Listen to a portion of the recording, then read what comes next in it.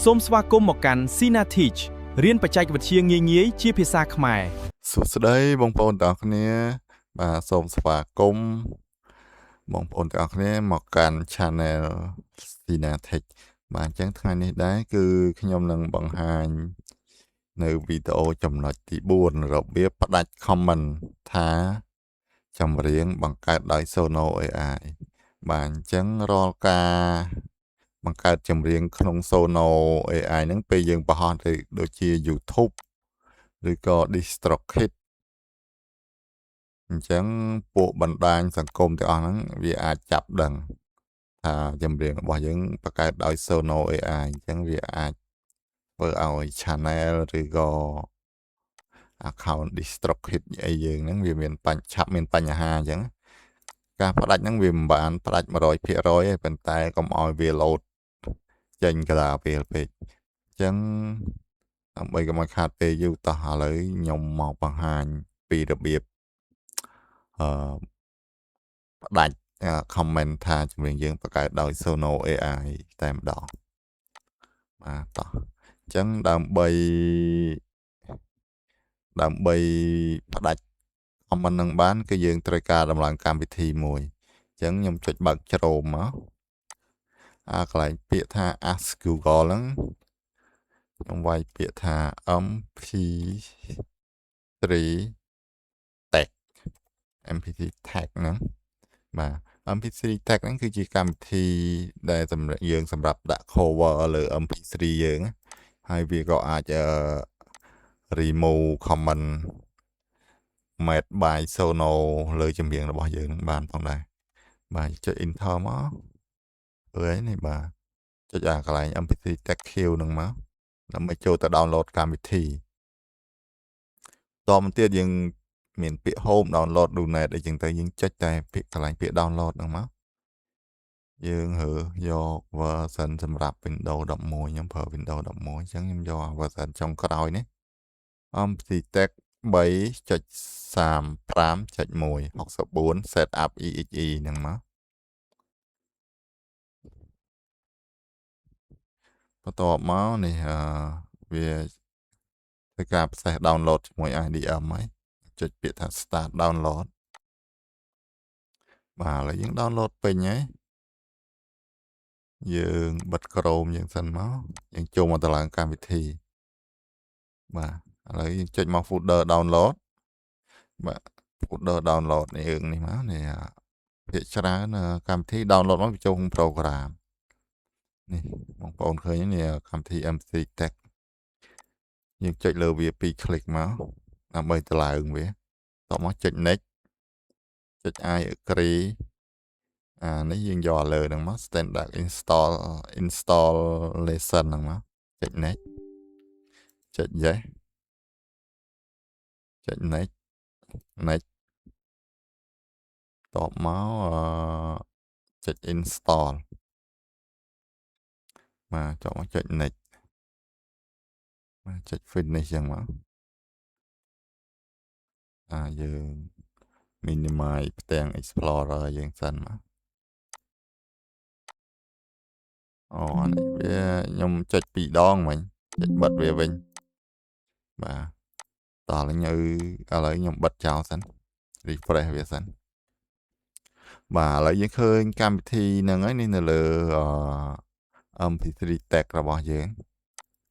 ឡូវយើងចុចបើកមកអញ្ចឹងបងប្អូនឃើញហើយមាន title មាន artist មាន album year comment អីចឹងមកអញ្ចឹងនៅលើហ្នឹងបងប្អូនឆ្ងល់ថាអត់ដឹងត្រូវពពេញអីគេខ្លះអញ្ចឹងខ្ញុំធ្វើការ snapshot វាមួយដើម្បីយកទៅសួរ AI តើយើងត្រូវពពេញអីគេខ្លះនៅលើហ្នឹងបាទយើង snapshot ប៉ុណ្ណេះមក save ចោលនៅលើ desktop យើងហ្នឹងបាច់ចាំដាក់ឈ្មោះដាក់អីញ៉ៃច្រើនទេបាទតោះមកយើងបើកក្រមដែរមកយើងវាក់ GPT ហ្នឹងមកសួរ chat GPT មកបាទបន្ទាប់មកយើងចុចសញ្ញាបូកនេះដើម្បី upload រូបភាពមិនចូលចឹងឯកសារមិញខ្ញុំដាក់លើ desktop នឹងមួយណានេះ9 នាទី screenshot មិញណាបាទមួយនេះហើយចុច upload វាចូលមកយើងសរសេរជាភាសាខ្មែរយើងមកប្រាប់របៀបបំពេញបាទប្រាប់របៀបបំពេញយ៉ាងមកតបមក AI វានឹងប្រាប់យើងហើយសម័យឥឡូវយើងឆ្ងល់អី screenshot សួរទៅ AI ទៅវាប្រាប់ហើយនេះបាទវាដាក់ហើយនេះព័ត៌មាននៅខាងឆ្វេងបំពេញអ្វី title ឈ្មោះបទចម្រៀង artist ឈ្មោះអ្នកចម្រៀង album អីគេalbum បើយើងអត់មាន album ទេយើងដាក់ចំណងជើងចម្រៀងទៅឆ្នាំផលិត track ហ្នឹងបទលេខប្រមាណលេខ1gen អេគេហៅ genre មកចេះហ្នឹងនេះប្រភេទចង្វាក់ចម្រៀងយើង comment កំណត់សម្គាល់បើយើងចង់អាកន្លែង comment ហ្នឹងថ្ងៃខ្ញុំថាចម្រៀងរបស់យើងគេដាក់ made by Sono អញ្ចឹង artist សិល្បករឬផលិតកម្ម artist album compressor អ្នកនិពន្ធពីណាគេឈ្មោះអញ្ចឹងមក disclaimer បើអត់មាននេះយើងដាក់ចោលអញ្ចឹងទៅបាទនេះវាមានប្រាប់តាំងពីរបៀបដាក់ cover ឲ្យទៀតបាទតោះឥឡូវយើងអានដល់ប៉ុណ្្នឹងទៅបាទណាយើងបើកកម្មវិធី MP3 tag យើងអញ្ចឹងយើងបើកមកហើយនេះអញ្ចឹងយើងត្រូវធ្វើម៉េចដើម្បីទាញ MP3 យើងចូលបានអញ្ចឹងយើងបើក file explorer យើងមកយើងចូលមកកន្លែង folder យើងនេះមកនេះdrive e យកសល់តែអនុស្សាវរីយ៍ហ្នឹងមកយើងចុចលើចម្រៀងរបស់យើងទាញយកមកដាក់ក្នុងកម្មវិធី MP3 tag ហ្នឹងមកដល់លើឲ្យវាចេញសញ្ញាអញ្ចឹងយើងបលែងវាបាទបលែងវាមកនេះបាទបន្ទាប់ពីបលែងវាអញ្ចឹងហើយយើងចុច select លើវាអញ្ចឹងមកមកស្ដាំចុចពាក្យថា extend tag ហ្នឹងចុចលើហ្នឹងមកនេះឃើញហ្នឹងនេះគេ comment ដាក់ made with Sono AI បង្កើតថ្ងៃណាអីមានទាំងអស់ឃើញទេបាទអញ្ចឹងយើងចុចលើហ្នឹងមកយើងអត់ដាក់វាទេយើងចុចខ្វែងអញ្ចឹងមកវាបាត់ហើយនេះចេញប្លែងអញ្ចឹងបាត់ហើយបាទអញ្ចឹង tag បង្កើតដោយ Sono គឺវាបាត់ហើយបាទអញ្ចឹងអាហ្នឹងយើងធ្វើប៉ុណ្្នឹងឥឡូវយើងមកពពេញមកចំណងជើងចម្រៀងយើងអីគេបាទ copy លើនេះមកកុំឲ្យប្រវត្តិសេចំណងជើងយើងសល់តែអនុស្សាវរីយ៍ឥឡូវអាចទីឈ្មោះស្អីឧទាហរ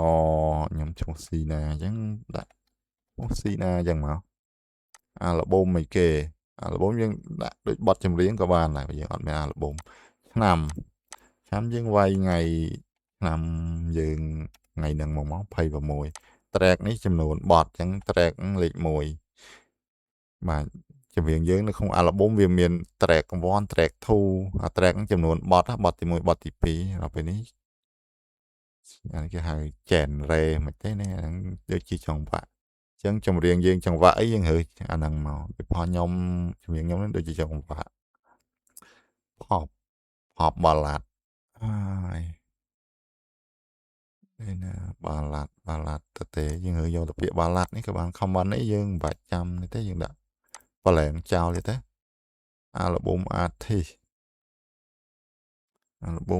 ដាក់ដូចចំណងជើងចម្រៀងដែរមក composer អ្នកចម្រៀងអ្នកនិពន្ធចម្រៀងហ្នឹងពីណាគេយើងចុចចឹងដែរមក disclaimer នេះយើងដាក់ប្រឡែងចោលចឹងមកបាទឥឡូវយើងត្រូវការទាញរូបយកមកដាក់លើ cover MP3 របស់យើងអញ្ចឹង cover MP3 គឺអារូបនេះរូប4ជ្រុងនេះអញ្ចឹងយើងអូសវាមកចូល MP3 tag យើងមកនេះដាក់កន្លែងរូបមូលនេះបាទដាក់ទាំងហ្នឹងមកនេះបាទអញ្ចឹង